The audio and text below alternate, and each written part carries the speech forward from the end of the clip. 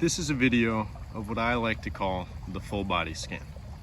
It's an opportunity to assess your mobility and stability in a joint by joint fashion.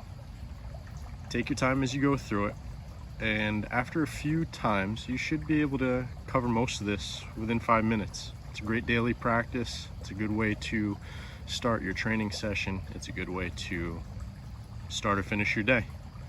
Take your time to pay attention how you feel. Good self-assessment is key to good training. These are head rolls. You start by dropping your chin to your chest and then rolling the ear towards the shoulder, laying the head back, and then around again. Do a couple reps each way. Take your time. Focus on stability. These are arm circles. You see I take my left hand and put it on my sternum to make sure that I'm keeping my rib cage in check.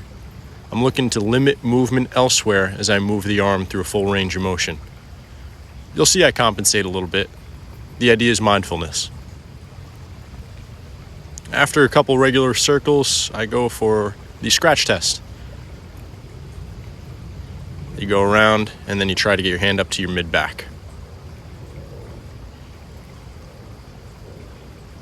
Keep your butt and your belly somewhat tight so that you don't arch your back to compensate. These are the trickiest ones for me. I am looking to move my rib cage around a stable base. If you want to get technical, T12 is moving around the lumbar spine. Here's a side view.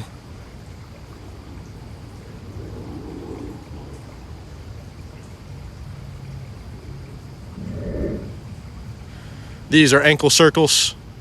Draw a couple circles. You see a couple different positions for my hands. The first one was the W, this is the side reach, and these are fists. Some people tend to feel more stable with fists. I like the W. After you go through a couple circles each way, you're gonna take the knee and draw a big circle with it. I'm looking for a stable pelvis. You'll see I wobble a little bit.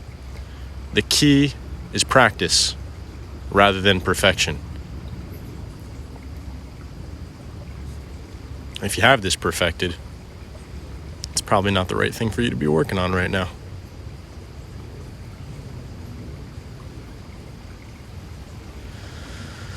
Here I'm bending over to touch my toes and then reaching up high.